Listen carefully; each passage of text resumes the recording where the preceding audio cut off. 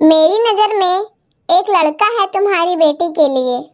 अगर उन्होंने सोनिया को पसंद कर लिया तो चट मंगनी पट ब्याह करा देंगे। सोनिया 25 साल की हो गई है। उसकी साधारण शक्ल सूरत के कारण उसे कोई पसंद नहीं कर रहा है। इसलिए मैंने सोचा कि मैं ही लड़के वालों से बात करके तुम लोगों के सिर से बोझ हल्का कर दूं। शोभा जी ने अपनी देवरानी नीतू से कहा। लड़का क्या करता है भाभी? नीतू ने पूछा। प्राइमरी स्कूल टीचर है। 20 से 30 हजार महीना कमाता है। घर द्वार भी छोटा सा है। अब अपनी सोनिया को ज्यादा ऊंची ख्वाहिशें पालने का हक तो है नहीं। पति के घर में जो मिल जाए उसे में गुजारा करना होगा। भर हाथ चूड़ी और मांग भर सिंदूर का खर्चा तो निकल ही जाएगा। अब सोनिया हमारी बेटी प्रेरणा की तरह चांद का टुकड़ा तो नहीं है कि जो उसे देखे तो देखता ही रह जाए। प्रेरणा की सुंदरता से मोहित होकर उसके ससुराल वालों ने उसे बिना दान दहेज के देखते ही पसंद कर लिया था। इसी सुंदरता के बल पर देखो आज कितनी सुखी है मेरी बेटी। अपने ससुराल में राज करती है। राज बड़ी बड़ी गाड़ियों में आना जाना, बड़े बड़े लोगों के बीच उठना बैठना, गहने और महंगे कपड़े से सजी मेरी बेटी एकदम महारानी लगती है। अब ज्यादा क्या बोलना, मेरी ही नजर न लग जाए मेरी बेटी को। बड़ी मुश्किल से रिश्ता लाई हूँ सोनिया के लिए। हाँ, मैं ही अपना फैसला देना। इससे पहले 4-5 बार लड़के वालों ने सोनिया को देखते ही रिश्ते से इनकार कर दिया था। शोभा जी ने कहा। सोनिया के माता पिता शोभा जी की बातें चुपचाप सुन रहे थे। शोभा जी और नीतू जी दोनों एकदम साधारण परिवार की बहू थी। रिश्ते में देवरानी जेठानी। शोभा जी की बेटी प्रेरणा जो बहुत खूबसूरत थी और घर पर छोटे बच्चों को ट्यूशन पढ़ाती थी। पढ़ाने का उसे बहुत शौक था, पर बड़े घर का रिश्ता आया तो कोई कारण ही नहीं था इनकार करने का। चट मंगनी पट ब्याह हो गया। शोभा जी तो बड़े घर में बेटी ब्याह कर बाबरी हुई जा रही थी। शोभा जी को विश्वास ही नहीं होता था इतने अमीर घर का रिश्ता उनकी बेटी के लिए आया है। प्रेरणा अपनी बड़ी कार में आती तो मोहल्ले के बच्चे बड़ी कार को छूकर भाग जाते। ड्राइवर बच्चों को डांटकर भगा देता। शोभा जी और उनके पति मोहल्ले में अपनी नाक ऊंची देखकर गर्व करते।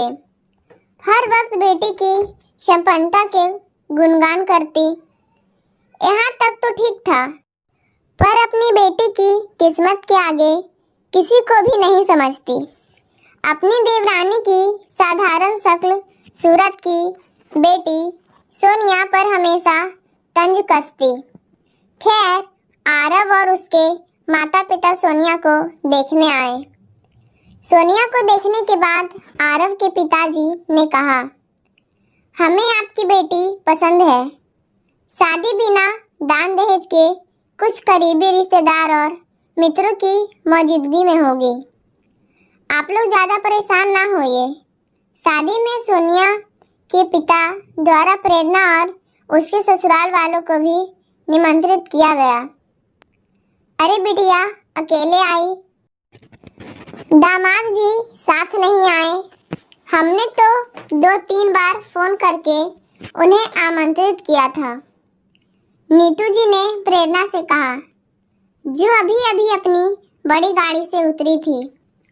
प्रेरणा कुछ बोलती इससे पहले ही शोभा जी बोल पड़ी। इतनी बड़ी गाड़ी में आई है मेरी बेटी, वाह क्या कम है। अब हमारे दामाद कोई स्कूल टीचर तो नहीं है कि उन्हें जब चाहो तब छुट्टी मिल जाए। बड़ी कंपनी में मैनेजर की पोस्ट में है। फिर नीतू जी ने आगे कुछ बोलना जरूरी नहीं समझा, पर प्रेरणा का चेहरा कुछ बुझा बुझा लगा। सच्चाई तो यह थी कि प्रेरणा के ससुराल वाले निम्न मध्यम वर्गीय शादी में शामिल होना ही नहीं चाहते थे। 2 साल की शादी में प्रेरणा के ससुराल वाले कभी उसके मायके नहीं आए। सोनिया के परिवार में उसके माता पिता और एक छोटा भाई, एक बहन थी।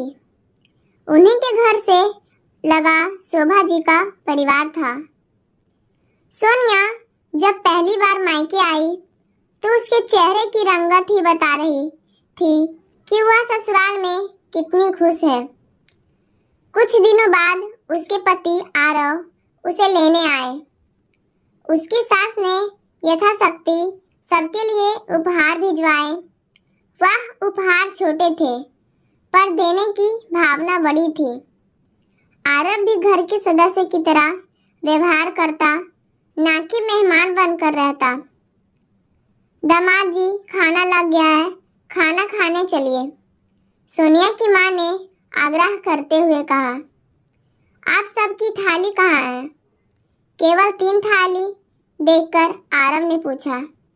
जी, पहले आप, सोनिया और सोनिया के पापा खा लीजिए, फिर हम सब भी खाना खा लेंगे। मैं गर्मा गर्म पूड़ी परोसती हूँ, आप बैठिए, खाना ठंडा हो जाएगा, नीतू जी बोली। नहीं माँ, हम सब साथ खाना खाएंगे। सारा खाना आप बाहर ले आए, हम सब नीचे बैठकर आराम से हाथ में खाना खाएंगे। मुझे अपना बेटा ही समझिए, कोई औपचारिकता करने की जरूरत नहीं है, आरव बोला। सोनिया पति के सहज व्यवहार से बहुत खुश होती है। वहाँ शोभा जी मौजूद थी। तभी खाना खाने के बाद सोनिया अपनी माँ की मदद करने किचन में जाती है। फटाफट बर्तन मांजने लगती है। उसे देखते ही शोभा जी ने तंज कसा। हाँ, ससुराल में भी बर्तन मांजने की आदत छूटी नहीं होगी। काम वाली तो होगी नहीं वहाँ तेरे लिए, तो मायके ससुराल की परिस्थिति में कोई अंतर ही नहीं, इसलिए मायके में भी लग गई काम में।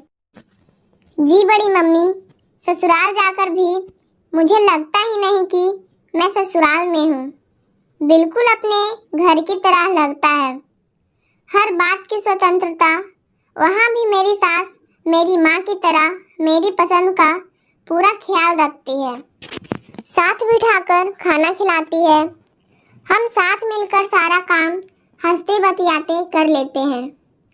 जैसे मायके में हैंडमेड बैग, टेडी बेयर वगैरह बनाया करती थी, वैसे अब ससुराल में भी बनाती हूँ। मेरी सास भी मेरी मदद करती है, सोनिया ने तगड़ा जवाब दिया।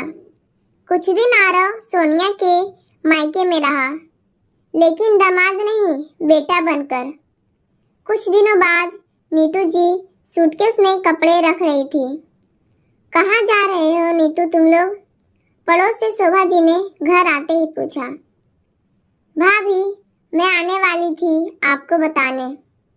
सोनिया की सास ने सोनिया के जन्मदिन पर पूजा रखी है और हम सबको आमंत्रित किया है। उनके कुछ लोकल करीबी रिश्तेदार और हमें ही आमंत्रित किया है। बहुत मान से बुलाया है, इसलिए 2 दिन के लिए सोनिया के ससुराल हो आते हैं। सोनिया भी खुश हो जाएगी, नीतू जी ने कहा। शोभा जी सोचने लगी कि उनकी बेटी प्रेरणा के ससुराल के किसी भी आयोजन में उन्हें तो शामिल ही नहीं किया जाता है। एक बार नीतू जी की तबीयत कुछ ज़्यादा ही खराब हो गई।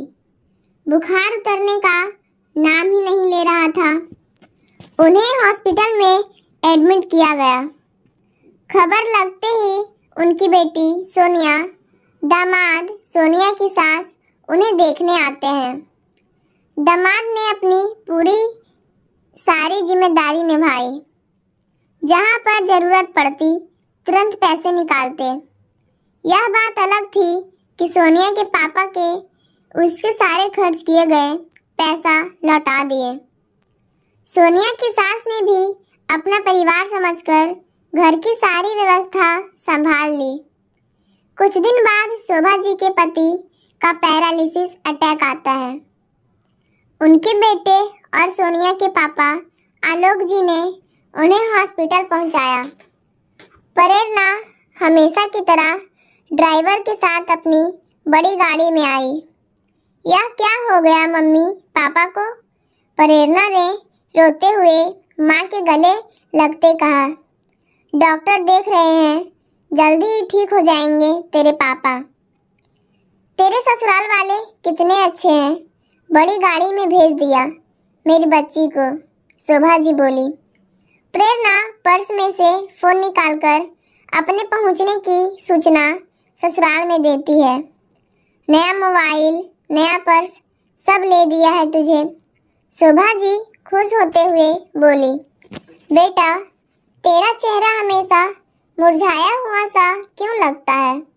क्या कमी है तुझे ससुराल में जो हमेशा नीरस सी दिखती है? शोभा जी ने प्रेरणा से पूछा। मम्मी, आपको मेरे ससुराल की शानो शौकत तो दिखाई दे रही है, परंतु बेटी का दुख कभी दिखाई नहीं दिया। प्रेरणा माँ के सामने बिलख पड़ी। माँ, मेरे पास महंगे पर्स है, पर मुझे 1 रुपया भी बिना इजाज़त खर्च करने की आज़ादी नहीं है। महंगी गाड़ी तो दे दी, पर मेरे साथ मेरे गरीब मायके में आने को कोई तैयार नहीं। मेरे पति को तो छुट्टी पिलाई गई है कि ससुराल जाने से दामाद की इज्जत घट जाती है। आपके दामाद जी तो हमेशा अकड़ में ही रहते हैं। ससुराल में पार्टी आयोजन तो बहुत किए जाते हैं, लेकिन मेरे अपनों को आमंत्रित नहीं किया जाता। मेरे माँ बाप को मेरे घर आने की इजाज़त नहीं। मेरी पसंद को कोई महत्व नहीं दिया जाता। बच्चों को पढ़ाने का शौक है, लेकिन मुझे इसकी इजाज़त नहीं। आप हमेशा कहती हैं ना, मेरी बेटी खुश नसीब है, और सोनिया के भाग में कोई सुख नहीं। ना मायका में पैसा देखा, न ससुराल में। पर माँ, मैं जानती हूँ सोनिया बहुत भाग्यवान है। उसके दोनों हाथों में लड्डू है। मायके में भी प्यार, इज्जत और ससुराल में भी। और क्या चाहिए? इंसान अमीर तब होता है जब उसका पूरा परिवार उसके साथ हो, मायका भी ससुराल भी। माँ, पैसों में बहुत गर्मी होती है। सबसे पहले रिश्ते जलाकर राख होते हैं। मेरे ससुराल में मेरा पूरा परिवार साथ बैठकर भोजन तक नहीं करता। सब अपने अपने कमरे में खाते हैं। पिता, बेटे, भाई भाई में सब में मनमुटाव है। मुझे तो गरीब घर की बेटी होने के कारण महत्व ही नहीं दिया जाता। मेरा बार बार आत्मसम्मान आहत होता है। खाना बनाते समय बात बात पर मायके की कमतरी का ताना दिया जाता है। बहू, अपने मायके वालों की तरह कंजूसी मत किया करो। आपके द्वारा भेजी गई मिठाई सीधे ड्राइवर या माली को दे दी जाती है। अरे, यह भी क्या बात हुई? उन्हें नहीं खाना तो ना खाए, मुझे तो खाने दे मेरे मायके की मिठाई। मेरे ससुराल वालों की अमीरी देखकर अब मुझे कोफ्त आती है। कोई बात पसंद नहीं हो तो प्यार से भी समझाया जा सकता है। हर बात में मायके वालों को ताना देना ठीक नहीं है। माँ, सोनिया का पति सही मायने में अमीर है। सोनिया के चेहरे पर मैंने सच्ची मुस्कान देखी है, क्योंकि उसके पति ने उसे प्यार के साथ साथ सम्मान भी दिया है। साथ साथ उसके मायके वालों को भी दिल से अपनाया है। हाँ बेटा, तू ठीक कह रही है। सोनिया बड़े दिल वालों के घर में खुश है। खुशियों को पैसे से नहीं तोलना चाहिए, शोभा जी ने कहा। दोस्तों, सिर्फ ऊंचे अमीर घर में शादी करने से बेटी को संसार के सारे सुख नहीं मिल जाते। अगर ससुराल में बेटी को सम्मान और अपनापन मिले तो वो छोटे से घर में भी खुश रहकर बरकत से सब कुछ कर लेती है। आपको कहानी कैसी लगी हमें कमेंट बॉक्स में ज़रूर बताएं। और चैनल पर पहली बार विजिट किए हैं तो हमारे चैनल को सब्सक्राइब ज़रूर करें और बेल आइकन दबाना ना भूलें। धन्यवाद।